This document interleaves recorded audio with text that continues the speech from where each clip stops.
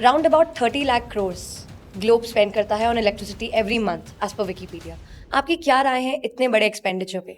ये एक एक्सपेंडिचर नहीं, ये एक अपॉर्चुनिटी है जो देश के लिए पैसा ही नहीं, इन्वायरमेंट भी सेव करता है। आपकी एक लाइन है जो हम हमेशा याद करते हैं, that the world is not running out of electricity, it's running out of the resources used to generate it. Yes, ये रिसोर्सेज के माध्यम से ही हम सारी चीज़ों को डेवलप कर सकते हैं। कितने घर हैं जिनको हम सोलराइज कर चुके हैं?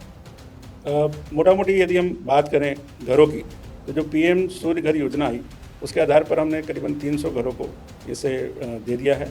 क्या बात है! So the scale is on megawatts and is still growing and increasing every day. Great. Correct.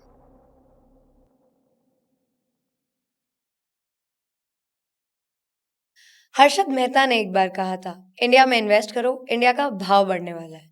And honestly India grow भी हुआ, इंफ्रास्ट्रक्चर ग्रो हुआ, टेक्नोलॉजी ग्रो हुई। लेकिन आज हम एक डिफरेंट इन्वेस्टमेंट के बारे में बात करने वाले हैं। आज हमारे साथ हैं neat nature solutions private limited के managing director mister Deepesh Rajput ji. Welcome to the podcast sir.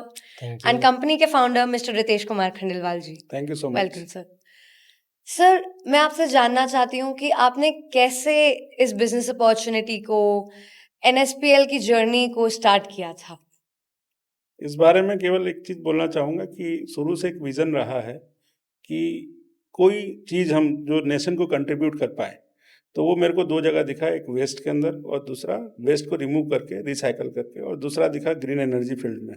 इसलिए हम सोलर फील्ड में जो थॉट प्रोसेस है it's long back, but definitely हमने इसको इम्प्लीमेंट किया। क्या बात है! और सर, आपने ये जर्नी कितने साल पहले स्टार्ट की थी? ये जर्नी यदि सोलर की फील्ड में बोलें तो हम 2019 से चालू किए थे, जो कि 7 इयर्स ऑन एंड अराउंड हो चुका है। बट थॉट प्रोसेस में यदि बोलें तो 2008 में जब फर्स्ट टाइम सोलर इस फील्ड में आया था, जिसमें पावर परचेज एग्रीमेंट गवर्नमेंट कर रही थी, जो कि 16 रुपये 95 पैसे के आसपास था, जो 25 साल के पावर परचेज एग्रीमेंट हो रहे थे। उस टाइम पे ये थॉट प्रोसेस में आया था और उसके बाद ये अब इम्प्लीमेंट हुआ। क्या बात है! Thank you. So since 2019 जो है, Neat Nature has been working in this industry Yes, and has been definitely, growing since. definitely. Great. Sir, क्योंकि दुनिया सिर्फ इलेक्ट्रिसिटी से नहीं, इलेक्ट्रिसिटी को बनाने वाले रिसोर्सेज से भी चलती है। आज हम इंडिया में इतने क्रोर्स का मंथली बिल पे करते हैं। एक ग्लोबल जो एवरेज है around 30 lakh crores rupees monthly as per Wikipedia, the whole globe spends on electricity. आपकी क्या राय है, क्या ओपिनियन है इतने बड़े एक्सपेंडिचर पे?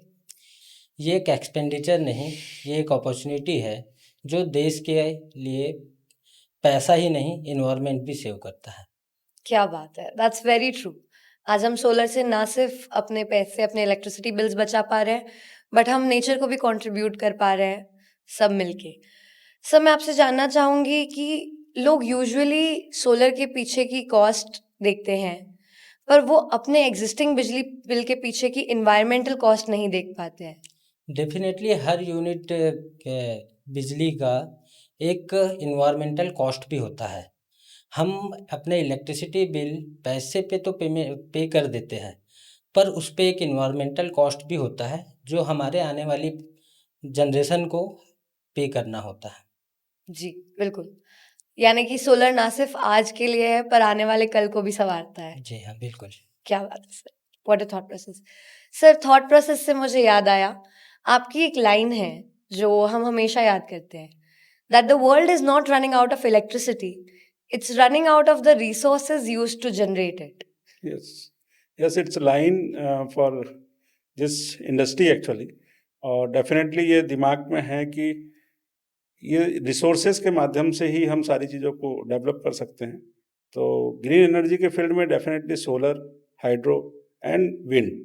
हाइड्रो नो डाउट एक लॉन्ग पीरियड के हिसाब से होता है, बट ये ग्रीन एनर्जी ही हमको आने वाले समय के लिए रिसोर्सेज जो हैं वो ही हमको सेव कर पाएगा। डेफिनेटली ये लाइन है मेरी, और क्योंकि यही साकार हो रही है इसलिए।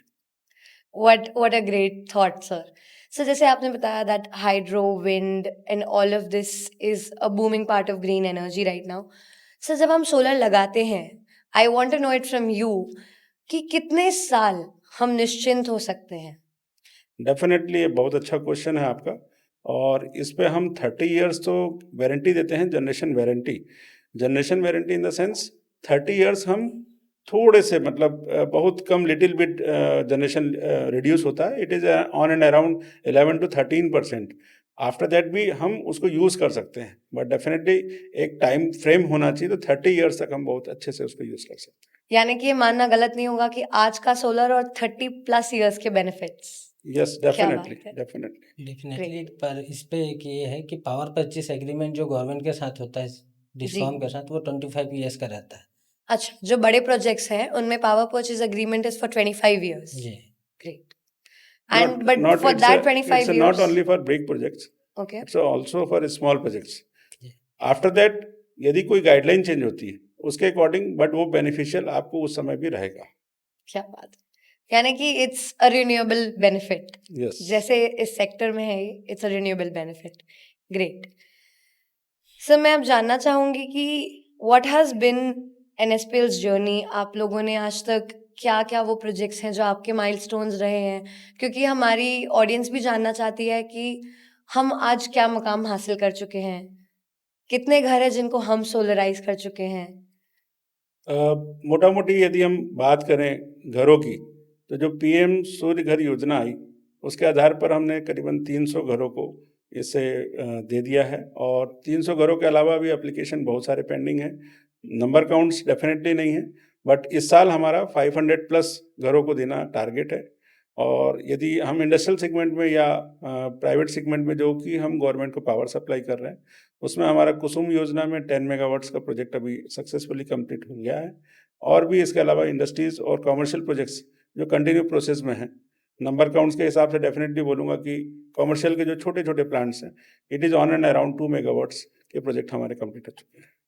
क्या बात है। So the scale is on megawatts and is still growing and increasing every day. Correct. Great. आज हम पीएम सूर्य घर योजना में घरों पे जो रेसिडेंशियल प्रोजेक्ट है वो तो लगा ही रहे हैं, साथ ही कमर्शियल जो कि वेयर हाउसेस, राइस मिल्स, इन पे भी हमारे कंटिन्यू प्लांट्स लग रहे हैं, जो कि उनके लिए काफ़ी यानी कि बेनिफिट हम देती है। राइस मिल्स, कमर्शियल स्पेसेस, हर जगह पेट्रोल सोलर प्लांट्स पंप्स, लगा सकते हैं, even petrol pumps. Definitely. Hospitals हैं, ओके। एनी कमर्शियल प्लेसेस, मतलब यदि हम बात करें सोलर की, तो एक छोटी सी जगह, मतलब एक छोटी सी पनवाड़ी से लेके एक बड़ी से बड़ी इंडस्ट्री तक हर जगह इसकी रिक्वायरमेंट है। और कोई भी किसी भी प्रकार का ये इन्वेस्टमेंट लॉस का नहीं है, बहुत ज़्यादा मल्टीपल बेनिफिट्स हैं इसके।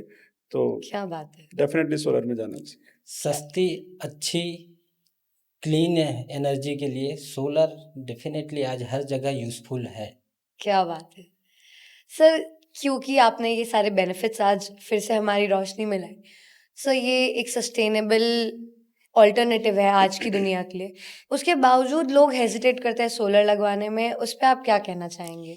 डेफिनेटली इस पे भारत सरकार द्वारा लगातार अवेयरनेस, सब्सिडीज के द्वारा मोटिवेशन, कंटिन्यू ये ऐसे प्रमोशन के कारण गवर्नमेंट के द्वारा ये हमारे इंडिया में लोगों को अवेयर तो कर रहे हैं, साथ ही साथ लोग अवेयरनेस के साथ इसको काफ़ी अच्छे से अपने घरों पे इंस्टॉल, प्लस कमर्शियल प्लेसेस पे इंस्टॉल करना अब स्टार्ट कर दिया है। आने वाला भविष्य डेफिनेटली इंडिया का सोलर पे बहुत बेहतर है। ओके। पहले के कंपैरिजन में आज लोग बहुत ज़्यादा अवेयर हुए हैं। अदर स्टेट्स चाहे इंडिया में राजस्थान, गुजरात, महाराष्ट्र, छत्तीसगढ़, मध्य प्रदेश एंड अदर्स, सारे स्टेट्स पे जो आप ग्राफ देख रहे हैं, पहले के कंपेयर पे आज इन सारे स्टेट्स पे काफ़ी लार्ज लोग सोलर काफी इंस्टॉल जी, करवा रहे हैं। काफी सारे लोग अब अवेयर हो गए हैं। जी हाँ। सर, एक सवाल है हमारे पास जो कि हमारी ऑडियंस जानना चाहती है। मैं इसका जवाब समझ सकती हूँ, फिर भी मैं पूछना चाहूंगी, सर क्या आपके घर पे सोलर लगा हुआ है। यस।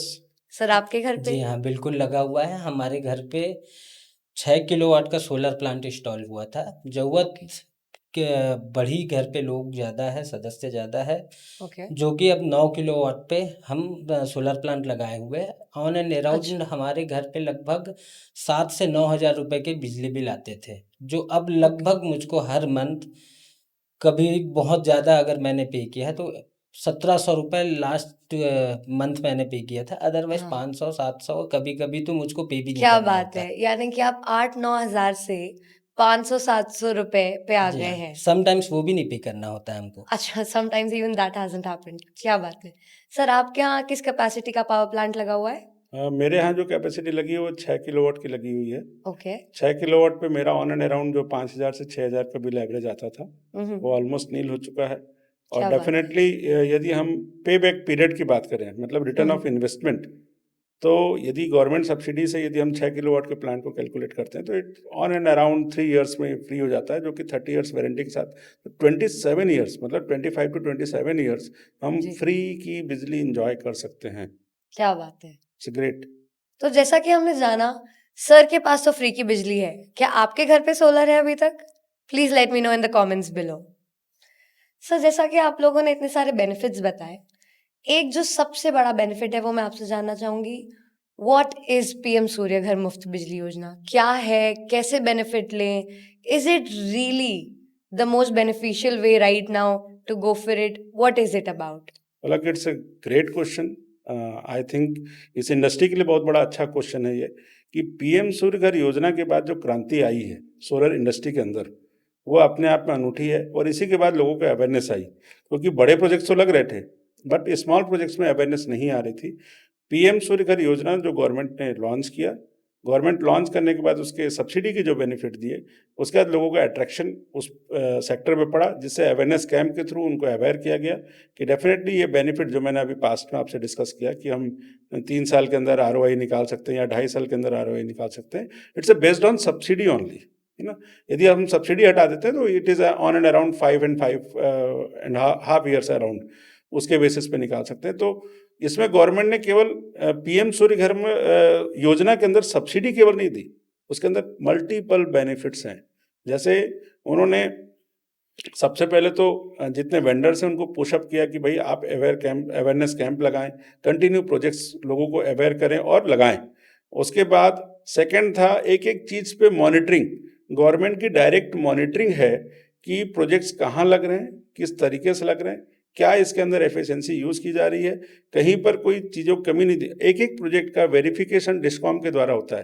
जैसे डिस्कॉम इन द सेंस, जो यहाँ पर CSPDCL है वो डिस्कॉम एजेंसी हुई। राइट। हर स्टेट के अंदर जो डिस्कॉम है इसको पर्सनली मॉनिटर कर रहे हैं, सिंगल सिंगल प्रोजेक्ट की मॉनिटरिंग और वेरीफाई होता है कि ये प्रोजेक्ट प्रॉपर इंस्टॉल हैं कि नहीं है। उसके बेसिस पे किसी प्रकार की तकलीफ ना आए, इसलिए गवर्नमेंट ने इसके अंदर एक चीज़ और डाली है कि 3 साल या 4 साल पेबैक पीरियड है, इसलिए जी 5 साल तक free maintenance every vendor should be, मतलब जितने भी EPC जी वेंडर्स हैं वो 5 साल तक फ्री मेंटेनेंस उनको प्रोवाइड करें, ताकि उनके ऊपर ओके कोई बर्डन ना आए। Right. In the mean time definitely कहीं ना कहीं हवा आंधी इसके वजह से नुकसान हो सकता है, तो इंश्योरेंस भी वेरी रिजनेबल कॉस्ट, मतलब ऑन एंड अराउंड 1600-1700 रुपए में 5 साल का इंश्योरेंस, मतलब 1600-1700 में 5 साल यस का यस यस, इंश्योरेंस मतलब फॉर द होल 300-400 प्लांट। रुपए की कॉस्ट में, एक नॉमिनल कॉस्ट में आपका पूरा प्लांट सेफ हो जाता है। 3 किलोवाट का उसमें आपका इंश्योरेंस कवर हो जाता है। इंश्योरेंस कवर के साथ साथ यदि इसमें 100 या 200 रुपए हम एडिशनल खर्च करते हैं जी तो जी 10 लाख रुपए की सिक्योरिटी भी कवर होती है, एडिशनल ओके सिक्योरिटी। क्या ये बात है। ये एक एडिशनल बेनिफिट इंश्योरेंस के अंदर आता है। अच्छा, तो जस्ट उसके बाय इंक्रीजिंग हाँ 400-500 rupees yes, even more.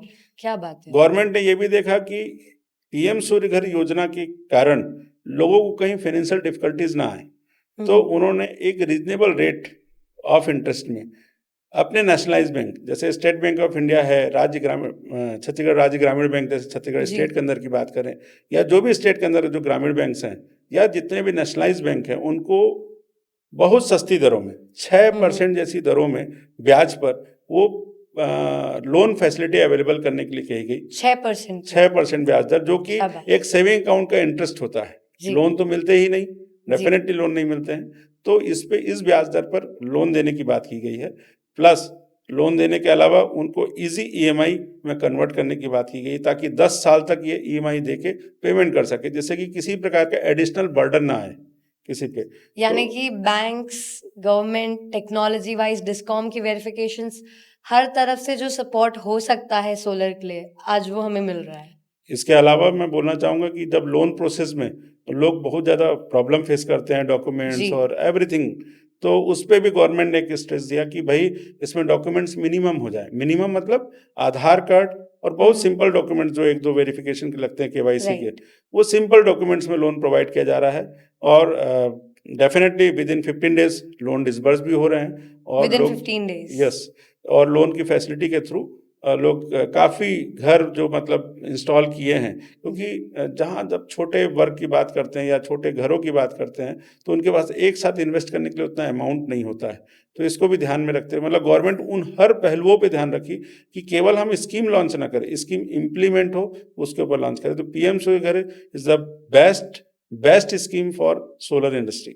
Thank you. क्या बात है सर, मैं आपसे जानना चाहती हूँ, सर ने आज जो ये बेनिफिट बताया है पीएम सूर्य घर मुफ्त बिजली योजना का, अमाउंट्स में जब हम बात करते हैं तो कितना बेनिफिट है जो हमारी जनता को मिलता है इससे? डेफिनेटली पलक, ये बहुत अच्छा सवाल आपकी तरफ से रहा है। आज सबसे ज़्यादा पीएम सूर्य घर योजना के तहत 3 किलोवाट तक के प्लांट लगाए जा रहे हैं, जिस पे पर किलोवाट लगभग 4 यूनिट तक की बिजली जनरेट होती है every day. Every day, okay. जिसके तहत राज्य सरकार द्वारा लगभग 30,000 पर पर हर 3 किलोवाट के प्लांट में, प्लस ओके। 78,000 केंद्र सरकार के द्वारा इस पे सब्सिडी दी जाती है। ओके। और यहीं हम बात करें कि प्लांट की लागत पे, तो लगभग इस पे जो लागत होती है, अगर अच्छे गुणवत्ता के पैनल्स, इन्वर्टर्स, अदर जो आइटम्स लगते हैं, स्ट्रक्चर्स एंड बीओएम मटेरियल्स, तो ये सब अगर उच्च गुणवत्ता की रखी जाए तो फिर लगभग प्लांट की लागत जो है 1,90,000 से 2,10,000 तक की जाती है, ओके। जो कि साइट के टू साइट डिपेंड करता है कि राइट। इसकी लागत। साथ ही साथ जो 1,08,000 की सब्सिडी जब आती है तो फिर ये लागत बहुत छोटी हो जाती है और जी। बहुत फायदेमंद हो जाती है एक साधारण परिवार के लिए। जी। यानी कि एक 3 किलोवाट का अच्छी क्वालिटी, अच्छी गुणवत्ता वाला प्लांट जी, हमें मिल जाता है एक एवरेज कॉस्ट ऑफ 190 टू 210 के बीच, 1,90,000 से 2,10,000 के बीच, और उसमें हमें मिल जाती है गवर्नमेंट से 1,08,000 की सब्सिडी। करेक्ट। क्या बात है, यानी कि क्वालिटी भी किफायत भी। This is why solar is the future sir. Definitely. Sir मैं आपसे पूछना चाहूंगी, जैसे कि आपकी लाइन कहती है we are not running out of electricity but the resources to produce it, यानी कि जब ये ट्रेडिशनल रिसोर्सेज खत्म हो जाएंगे हम एक बड़ी प्रॉब्लम फेस कर रहे होंगे। क्या कहना है आपका उस प्रॉब्लम पे जो आने वाली है, और क्या कोई प्रॉब्लम है जो हम ऑलरेडी फेस कर रहे हैं because of this? Yes, definitely जो रिसोर्सेज हैं थर्मल बेस्ड पावर प्लांट, जिसमें रिसोर्स मेन है कोल का। तो कोल जितनी माइनिंग हो रही है, जिस तरीके से यूज़ हो रहा है, तो डेफिनेटली ये भंडार ख़त्म भी होगा। इसके वजह से जो पॉल्यूशन मार्केट सॉरी इन्वायरमेंट में जो क्रिएट हो रहा है, it's a very huge burden for coming generation. मतलब डेफिनेटली वो पॉल्यूशन जो है कहीं ना कहीं ग्लोबल वार्मिंग के लिए बड़ा तकलीफदायक है, क्योंकि डे बाई डे हमारी इलेक्ट्रिसिटी डिमांड बढ़ती जा रही है जी। और ये रिसोर्सेज को हम लिमिटेड यूज़ करें। मैं ये तो नहीं बोलता कि ख़त्म हो जाएगा, बट लिमिटेड यूज़ करना पड़ेगा और हमको ग्रीन एनर्जी में शिफ्ट होना पड़ेगा। ग्रीन बिल्कुल। एनर्जी शिफ्ट करते साथ डेफिनेटली हम स्टोरेज के पॉइंट ऑफ व्यू से देखें तो battery energy storage system is newly concept in okay. India. तो बैटरी एनर्जी स्टोरेज सिस्टम के थ्रू हम इसकी रिक्वायरमेंट मीट आउट करेंगे और जो रिन्यूएबल एनर्जी के अलावा जो डिफरेंट रिसोर्सेज हैं उस पर डिपेंडेंसी हमारी कम होगी और ये रिसोर्सेज हमारे लिए भविष्य में कोई कारण नहीं बनेंगे कि जैसे हमको इलेक्ट्रिसिटी की डेफिसिट सेक्टर के रूप में हमको काउंट करना पड़े। सरप्लस इलेक्ट्रिसिटी होगी, क्योंकि ग्रीन एनर्जी की तरफ जो वर्ल्ड वाइड और इंडिया में भी जो गवर्नमेंट के स्टेप्स हैं, इट्स आई थिंक बहुत अच्छा स्टेप है जो हम कहीं ना कहीं रिसोर्सेज के एंड होने के चांसेस नहीं लगते हैं। राइट।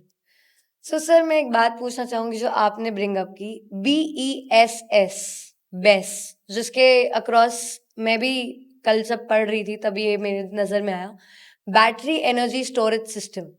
What is this? क्या हमारी इलेक्ट्रिसिटी स्टोर हो रही है? इसके बेनिफिट्स क्या हैं? और अगर आपको एक आम आदमी को समझाना हो तो ये बेस क्या है? बहुत अगेन ए नाइस क्वेश्चन, क्योंकि बैटरी एनर्जी स्टोरेज सिस्टम जैसे उसके नाम से ही आपको दिख रहा होगा कि बैटरी के अंदर एनर्जी स्टोरेज करने का एक सिस्टम। ठीक है ना। इससे क्लैरिटी क्या आती है कि क्यों हमको ज़रूरत है। जैसे हम सोलर सेगमेंट में या किसी ग्रीन एनर्जी के सेगमेंट में हम पावर जनरेशन करते हैं, जो एक पर्टिकुलर टाइम फ्रेम में ही पावर जनरेट कर पा रहा है। पर्टिकुलर टाइम फ्रेम मतलब अब सन के रेडिएशन से हम डे आवर्स में ही केवल पावर जनरेट कर पा रहे हैं, बट नाइट आवर्स में उस पावर बैकअप के लिए हमारे पास कोई रिसोर्सेज नहीं है। रिसोर्सेज हैं तो केवल थर्मल बेस्ड पावर प्लांट है जो कंटिन्यूअस रन करते हैं, तो वो जी। तो कंसिस्टेंटली पावर जनरेट कर रहे हैं। जी। बट इस पावर जनरेशन का बैकलॉग हमारे स्टोरेज सिस्टम हमारे पास कहीं पर नहीं है। जी। तो अभी ये इंट्रोड्यूस किया गया क्योंकि एक लार्ज प्रोडक्शन सेक्टर हमारा सोलर का होने जा रहा है, तो डेफिनेटली इसलिए battery energy storage system introduce किया गया ताकि हम उसी के अकॉर्डिंग उसी प्रोपोर्शन पे या रिक्वायर्ड प्रोपोर्शन पे बैटरी स्टोर करके रखें, और जिस टाइम पे ये जनरेशन खत्म हो जाएगा उस टाइम पे उस बैटरी एनर्जी जो स्टोर की हुई है उसको हम यूज करके इसकी जो कैपेसिटी को वहाँ यूज कर पाएंगे। ये बैटरी एनर्जी स्टोरेज सिस्टम है, और बैटरी एनर्जी स्टोरेज सिस्टम जो है वो वेरी कॉस्ट इफेक्टिव आने वाला है, और डेफिनेटली इसके बारे में कई टेंडर भी फ्लोट हो चुके हैं गवर्नमेंट की तरफ से, जो गवर्नमेंट के सब स्टेशन में लगेंगे, और इसमें कई प्राइवेट सेक्टर के लोग भी पार्टिसिपेट कर रहे हैं। डिफरेंट डिफरेंट स्टेट्स में इसके बारे में बहुत सारी एक्टिविटी हो रही है। और यदि इस पर एक प्रकाश डालना चाहूँगा जो definitely out of the scenario जा रहा होगा, हमारा REI दिल्ली जो ग्रीन एनर्जी का एक महाकुंभ कहा जाता है, इस महाकुंभ के अंदर यदि हमारे 16 हॉल यदि स्टॉल्स के थे तो उसमें से 7 हॉल केवल बैटरी एनर्जी स्टोरेज सिस्टम के बेस पे थे। बाकी यानी कि इतने बड़े स्तर पर जो है बैटरी एनर्जी स्टोरेज सिस्टम अब आ रहा है इंडिया में। क्या बात है। This is great to know कि अब हम अभी तक बोलते थे कि सन हमारे लिए इलेक्ट्रिसिटी प्रोड्यूस कर रहा है, पर अब हम एक्चुअली कह सकते हैं कि सन हमें रिचार्ज कर दे रहा है, क्योंकि अब हमारे पास बैटरी भी है जो हमारी सन की पावर को for all the time store कर सकती है। इन शॉर्ट टर्म 24 आवर्स जी 24 hours uninterrupted power through solar through the support of battery energy storage system. It is Great. very clear definition for that BESS. Okay, great. Yeah. Thank you so much for clarifying that as well to us, sir. So, मैं आपसे जानना चाहूँगी कि छत्तीसगढ़ जो है इसे bowl of rice भी कहा जाता है, क्योंकि यहाँ की राइस की पैदावार, यहाँ की राइस मिल्स, यहाँ से हमें मिलती है बेस्ट क्वालिटी। छत्तीसगढ़ को स्टील हब भी बोलते हैं यहाँ के स्टील प्लांट्स के कारण। We are very popularly known for our very own Bhilai steel plant. आपने सोलराइज करना है छत्तीसगढ़ को, ये तो बताया, but I have this huge question. Rice mills, steel plants, Bhilai steel plants जैसे बड़े बड़े industrial plants, can we solarize them because they have a huge requirement, can we? Yes definitely. मतलब इस पर एक ही चीज बोलूंगा कि स्टील प्लांट इज मतलब having power intensive units, power based unit होती हैं। इनके लिए यदि हम ये बोलें कि इनका रॉ मटेरियल एक प्रकार से पावर है कुछ कुछ जगह पे, जैसे कि फेरो यूनिट्स हैं। फेरो यूनिट्स के अंदर यदि हम एक सिलिको मैग्नीज सिंपल से प्रोडक्ट की बात करते हैं, तो ये 4500 to 5000 यूनिट्स पर टन इनका कंजम्पशन आ जाता है। Okay. वहीं पर हम यदि MS इंगट की बात करें या MS बिलेट की बात करें तो it is on and around 800 units to 1000 units per tonne की कंजम्पशन आ जाता है। स्पंज यूनिट्स नो डाउट उसमें कंजम्पशन कम है, it is on and around 80 to 100 units per tonne, मतलब एक ह्यूज कंजम्पशन ऑफ इलेक्ट्रिसिटी। तो इनके लिए तो मेरे ख्याल से सोलर इंडस्ट्री एक वरदान है, और काफ़ी सारे प्लांटों ने 30 मेगावाट्स, 100 मेगावाट्स, 50 मेगावाट्स, 200 मेगावाट्स इस कैपेसिटी में लगा के अपने आप को फ्री करके कहीं कहीं कॉस्ट इफेक्टिव बेसिस पे काम कर रहे हैं। राइस इंडस्ट्री में एक प्रॉब्लम जरूर आती है कि राइस इंडस्ट्री में net metering in the sense same meter के अंदर ही हम वहाँ पर कंज्यूम करते हैं, जिस ओपन एक्सेस में नहीं जाते हैं। ओपन एक्सेस एक बहुत बड़ा डायग्राम है, और ओपन एक्सेस पे नहीं जाते हैं तो वहाँ पर डस्ट का एक इशू आता है, बट डस्ट के इशू के लिए भी बहुत सारे मैनी सॉल्यूशंस आ गए हैं। तो आज राइस इंडस्ट्री भी इसके लिए काफ़ी बेनिफिट ले रही हैं, काफ़ी लाभान्वित हो रही हैं। तो राइस इंडस्ट्री के अंदर भी काफ़ी सारी चीज़ें लग रही हैं। समय पे यदि अपन बात करें स्टील सेक्टर और सारी सेक्टर की बात करते हैं तो छत्तीसगढ़ अपने आप में माइनिंग के अंदर भी बहुत बड़ा एम्पायर खड़ा कर रखा है, जिसपे माइनिंग के पॉइंट ऑफ व्यू से यदि हम बोलें रेलवे और सारी चीज़ें, तो मेरे ख्याल से ये फिगर्स को मेरे को इस प्लेटफॉर्म पे बोलना उचित नहीं लगेगा, बट बहुत बड़ा इंडस्ट्रियल सेक्टर है और बहुत सारे स्कोप हैं सोलर इंडस्ट्री के लिए और ग्रीन एनर्जी के लिए। Okay, great. सर जैसे आपने बताया कि वर्चुअल नेट मीटरिंग हो रही है राइस मिल्स में, ओपन एक्सेस कहीं-कहीं प्रेफ़र हो रहा है। आई वांट टू नो ये जितनी भी चीज़ें हैं रेस्को, कैप्टिव, ओपन एक्सेस, आज हम लेमैन इनको सिर्फ़ जित उतना ही जान पाएँ जितना हम पढ़ पाएँ हैं। बट मैं आपसे जानना चाहूँगी is Neat Nature doing all of this? क्या आप ये सब प्रोवाइड करते हैं? और अगर हाँ, तो सर हम आपसे समझना चाहेंगे इनको सिंपल शब्दों में। यस, डेफिनेटली इन सारे सेक्टर में नीट नेचर काम कर रहा है। Virtual meeting only for flats, flats जो जितनी हाउसिंग सोसाइटी जिसके अंदर जी, फ्लैट हैं, तो उसपे क्या होता है कि फ्लैट पे हम सेपरेट लाइन नहीं ले जा सकते। जी, तो उनकी एक वर्चुअल मीटर के बेसिस पे एक सिंगल लाइन ट्रांसफार्मर में जाती है, जो फ्लैट जिस कैपेसिटी का परमिशन सोसाइटी के द्वारा ग्रांटेड होता है, उस हुँ, कैपेसिटी के अकॉर्डिंग इक्वल जनरेशन डिवाइड हो जाता है और उनके बिजली बिल से लेस हो जाता है, जो कि ओके। इंडिया के अंदर हुँ, फर्स्ट हुँ। टाइम रायपुर के अंदर ही ये चीज़ें हुई थी, जो छत्तीसगढ़ स्टेट में आता है रायपुर। और ये बहुत बड़े प्राइड की बात है कि ये रायपुर से स्टार्ट हुआ वर्चुअल क्या मीटिंगों बात का। है! और इसी में रेस्को मॉडल जो आपने क्वेश्चन किया, रेस्को मॉडल ये होता है कि सपोज़ कीजिए कोई इंडस्ट्री है या कोई भी व्यक्ति है जिसको पावर प्लांट लगाने की कॉस्ट इन्वॉल्व नहीं करना, चाहे वो इन टर्म्स ऑफ फाइनेंशियल डिफिकल्टीज हो या अनदर रीजंस हो, या उसके प्लांट मेंटेनेंस की या प्लांट हैंडलिंग की बात हो। तो डेफिनेटली इसमें कई प्राइवेट पार्टीज हैं जो थर्ड पार्टी एग्रीमेंट करके उनके लिए प्लांट लगाती हैं और प्लांट लगाने के अलावा उसका पूरा कंप्लीट सप्लाई का काम लेती हैं एक सर्टेन पावर के एग्रीमेंट पे, पावर रेट्स एग्रीमेंट पे। It's called RESCO model. मतलब किसी यूनिट के द्वारा किसी के द्वारा प्रोड्यूस किया गया पावर यूज करना और उससे दोनों को बेनिफिट मिले, ये रेस्को मॉडल होता है। यानी कि अगर मेरे पास आज स्पेस नहीं है या मैं प्लांट हैंडल नहीं करना चाहती और मैं आपसे एग्रीमेंट कर लूँ तो आप हमारे लिए प्लांट लगा देंगे और मैं यूज़ कर सकती हूँ। इसमें हम ईपीसी का रोल प्ले करते हैं। राइट, फॉर इसमें एग्ज़ाम्पल बहुत सारे अगर मैं किसी प्राइवेट को भी रीच आउट करूँ और वो मेरे लिए प्लांट लगा दे और मैं उसे यूज़ कर सकती हूँ। Yes, definitely. इसमें ओके। कई प्राइवेट इन्वेस्टर्स हैं, जो प्राइवेट सेक्टर से इन्वेस्टर्स हैं, जो इस सेक्टर में काम कर रहे हैं और पावर सप्लाई कर रहे हैं। और बड़े ह्यूज मतलब क्वांटिटी पे बोल सकते हैं इसको, या ह्यूज वॉल्यूम पे बोल सकते हैं, क्योंकि कारण यह है कि 50 मेगावाट से अबव प्लांट, नेशनल ग्रिड, मतलब हम ऑल ओवर इंडिया से कहीं पर भी प्लांट लगा के 50 मेगावाट से ऊपर की यूनिट के लिए पावर ले सकते हैं। 50 ओके। मेगावाट से नीचे विद इन स्टेट काम करना पड़ता है, क्योंकि कुछ नेशनल रेस्ट्रिक्शंस हैं डिस्कॉम के, जी। उसके बेसिस पे काम करना पड़ता है। रेस्को मॉडल इस तरीके से काम करता है। अब रेस्को मॉडल के बाद आता है कैप्टिव पावर प्लांट्स। कैप्टिव जी। मतलब जो अभी हमने स्टील सेक्टर में आपको फोकस करके बताया कि उनकी अपने उपयोग के आधार पर प्लांट का एस्टेब्लिशमेंट, ये कैप्टिव पावर प्लांट हुआ।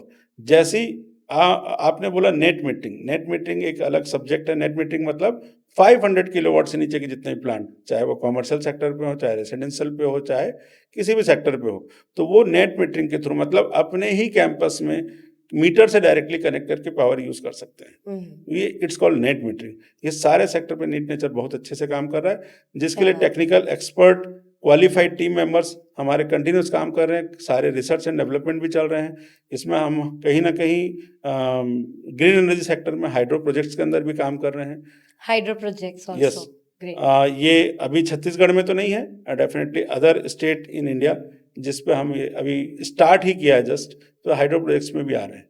विंड की तरफ हमारा रिसर्च चल रहा है, बट इंट्रोड्यूस नहीं किए हैं। सर मैं आपसे जानना चाहूँगी that Neat nature solutions private Limited is a channel partner with Waaree Energies. इसके बारे में हमें कुछ बताइए सर। वारी एनर्जीज एक बहुत ही पुरानी ट्रस्टेबल ब्रांड है, जो एक लगभग 2008 से सोलर के क्षेत्र पे काम कर रही है। इंडिया में ये सबसे largest quality panels manufacturing unit है, जो पिछले एक लंबे समय से इंडिया में टॉप 1 पोजीशन ले रखी है। हम उसके चैनल फ्रेंचाइजी पार्टनर है छत्तीसगढ़ रायपुर में, और हम वारी को इसलिए सेलेक्ट किए हैं, हमारी कंपनी क्वालिटी के लिए प्रतिबद्ध है। और ओके, क्वालिटी जो वारी ही एकमात्र इंडिया में एक ऐसी कंपनी है जो किसी भी प्लांट को लगाने के लिए जो भी कंपोनेंट्स लाइक पैनल, इन्वर्टर और भी अदर्स बीओएम मटेरियल्स जो रिक्वायर्ड हुँ, होते हुँ। हैं, वो सिर्फ वारी ही बनाती है। जिसके ओके। कारण लंबे समय में कस्टमर्स को सर्विसेज देना एंड मेंटेनेंस फ्री रखना, ये पॉसिबल हो पाता है। ग्रेट। यानी कि Waaree is an end to end solution. Correct. और सर आपने मेंशन किया इन्वर्टर्स, सो वारी के पैनल्स भी आते हैं, इन्वर्टर्स भी आते हैं, पूरा वारी का आता इनके है? DC cables and okay, even और भी अदर केबल्स। कंपोनेंट्स भी, बैलेंस ऑफ मटेरियल्स जो लगते हैं किसी भी जी, प्लांट में, उसमें मैक्सिमम चीज़ों के इनकी ग्रेट। खुद की मैन्युफैक्चरिंग है। क्या बात है। So we get quality and we get it all under the same brand. जी ग्रेट। सर मैं आपसे ये भी जानना चाहूंगी कि जैसा हमने शुरुआत में डिस्कस किया कि इंडिया में इन्वेस्ट करना चाहिए, जी। आज हम उस पॉइंट पे पहुंच गए हैं जहां हम कहते हैं कि इंडिया को सोलराइज करने में इन्वेस्ट करना चाहिए। इस पे आपके क्या ओपिनियंस हैं? किसी भी कंट्री का फ्यूचर उसकी एनर्जी जनरेशन पे डिपेंड करता है, और आने वाला समय भारत के लिए सोलर एनर्जी जनरेशन पे एक बड़ा कंट्रीब्यूशन रहेगा, जो आने वाले हमारे प्रधानमंत्री जी के बहुत से मैनिफेस्टो है, जिस पे ये ऑलरेडी उन्होंने मेंशन कर रखा है, और जो बहुत जल्दी भारत पे ये साकार होता हुआ भी दिख रहा है।